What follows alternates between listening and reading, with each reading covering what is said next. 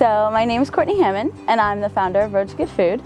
It all kind of started as a hobby during COVID, actually, because I figured everyone had a ton of time. We all wanted to cook at home, and so I was trying to share different recipes and different ways that we could support local during that hard time in the community.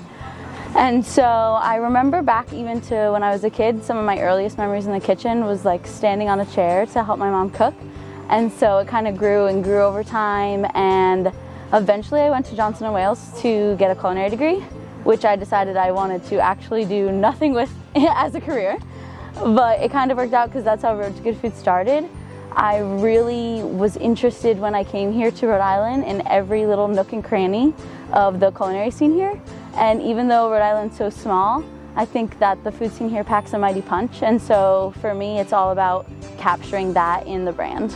The food scene is just endless. And I mean that in the sense of restaurants and in food products. So even just from the building here, they're roasting coffee beans here, and then Wright's Creamery is right over there, and you can get fresh cheese. On Saturdays, we come to this farmer's market every Saturday and try to get as much local produce and food products that we can, so that we're supporting the local businesses while also eating delicious things that aren't traveling from across the country. So it's one of the things is the community and togetherness that food has in this area and in Providence alone, I feel really speaks a lot about our culinary focus here in Rhode Island.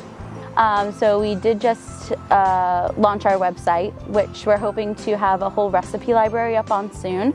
So that will give our followers somewhere to access all the recipes that I'm showcasing on the Instagram and on the YouTube. And then we also still will partner with local restaurants, so restaurants can always reach out to collaborate.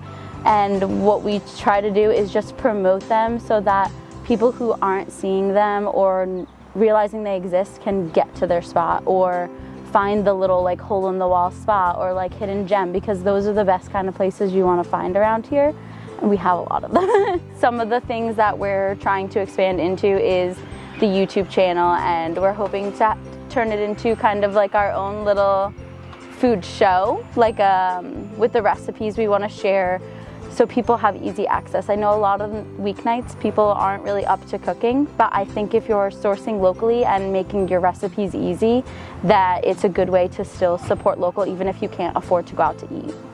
So that's the main focus of the recipes at home, and trying to use local products even if you can't go out and support local restaurants.